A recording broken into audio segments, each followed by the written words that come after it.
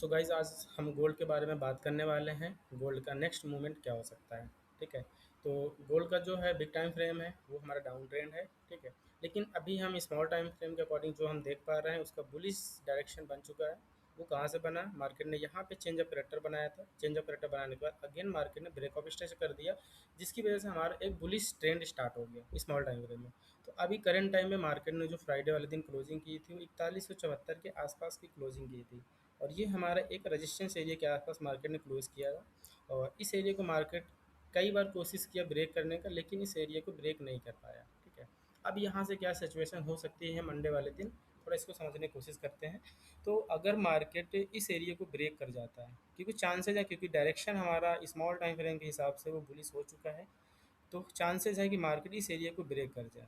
अगर मार्केट इस एरिया को ब्रेक कर जाता है तो हमारा जो नेक्स्ट टारगेट जो नज़र आ रहा है, वो हमारा नेक्स्ट टारगेट यहाँ पे आ रहा है 4170, 4370 के आसपास का हमारा टारगेट है।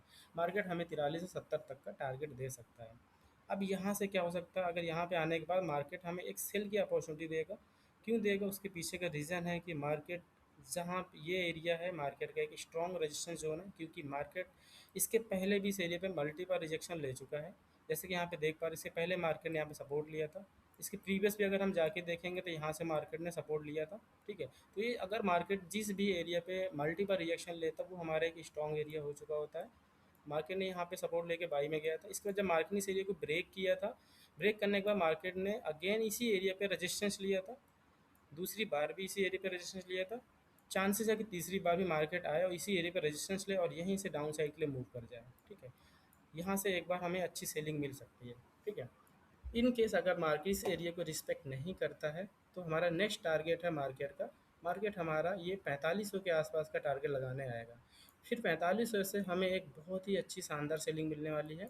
अब सेल का जो टारगेट क्या हो सकता है, अगर मार्केट यहाँ से फॉल होगा तो सेल का जो हमें टारगेट नज़र आ रहा है, अगर मार्केट हमारा इस एरिया को ब्रेक करता है, ये 3900 का एरिया है। मार्केट अगर 3900 के एरिया को ब्रेक कर जाएगा, अगर यहाँ से फॉल हुआ तो 3900 एरिया को अगर मार्केट ब्रेक कर जाएगा तो एक हमें एक बड़ा ड्रॉप मिलेगा यहाँ से। वो हमारा बड़ा ड्रॉप क्या हो सकता है, अगर मैं देखने की कोशिश करूँ तो बड़ा ड्रॉप हमारा आ रहा है। डे वन के अंदर आ जाता हूँ। डे वन के अंदर जो हमें एक बड़ा ड्रॉप दिख रहा है वो हमारा एक 3400 के आसपास का एरिया नज़र आ रहा है। अगर मार्केट फॉल होता है तो हमें एक 3400 तक का टारगेट दे सकता है। तो हमारी ये आज की एनालिसिस थी। और सो गाइस आपको पसंद आई होगी। मुझे उम्मीद है कि आप लोगों को पसंद आई। अगर आप लोगों के बेस्ट कमेंट आते हैं तो मैं डेली ऐसे एक वीडियोस गोल्ड के ऊपर डालूंगा अपने यूट्यूब के अंदर। सो गाइस आज के लिए थैंक यू सो मच।